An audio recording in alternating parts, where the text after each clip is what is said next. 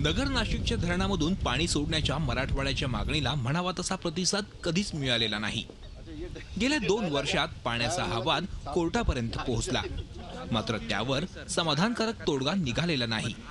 यंदाही पुन्हा पाणी सोडण्याच्या मागणीने जोर धरलाय। मराठवाड्याच्या काही आमदारांनी या संदर्भात जलसंपत्ती प्राधिकरणाच्या सचिवांची भेट घेऊन पाणी सोडण्याची मागणी केली। सरकारनं पाण्याचे वाद सोडवण्यासाठी जलसंपत्ती प्राधिकरणाची स्थापना केली, मात्र हा वाद त्यांच्याकडूनही सुटेना। सध्या जायकवाडीचा पाणीसाठा उणे 4 आहे, तर वरच्या भागातल्या धरणात सरासरी 55% पाणीसाठा उरलाय। या 55% पाणीसाठ्याच्या 41% पाणीसाठा मराठवाड्याच्या हक्काचा आहे।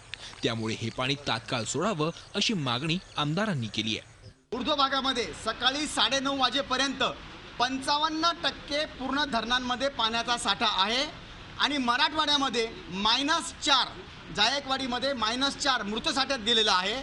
आणि म्हणून वरचं पाणी ऊर्ध्व भागातल्या धरणाचा समूहातलं पाणी किमान 21.20 TMC पाणी हे सोडलं गेलं पाहिजे। गेली 2 वर्षभर उन्हाळ्यात पाणी सोडल्यानं खूपच पाणी वाया गेलंय। पर्यायानं सोडलेलं पाणी थांबवावं लागलं। त्यामुळे गेल्या वर्षीचं मराठवाड्याच्या हक्काचं 4 TMC पाणी बाकी आहे। त्यात आता पावसाळ्यातच पाणी सोडलं तर पाण्याचा अपव्यय आणि चोरी होणार नाही। म्हणून आत्तापासूनच पाणी सोडण्याचं नियोजन करण्याची गरज या विषयातील तज्ज्ञही व्यक्त करतायत। की बावळी धरणाच्या बाबतीत सुप्रीम कोर्टाने जो निर्णय दिला त्या धर्तीवरती जायकवाडीचं पाणी वाटप व्हावं, त्याचा विचार शासनाने गांभीर्याने केला पाहिजे। माननीय राज्यपाल महोदयांसमोर या बाबतीमध्ये मराठवाडा विकास मंडळातर्फे आम्ही पॉवरपॉईंट प्रेझेंटेशन ऑलरेडी केलेलं आहे।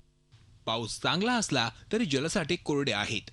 त्यात गेली 3 वर्ष पीक नाही। त्यामुळे हे वर्ष चांगलं जाण्यासाठी पिकांना पाण्याच्या आवर्तनाची गरज लागेल।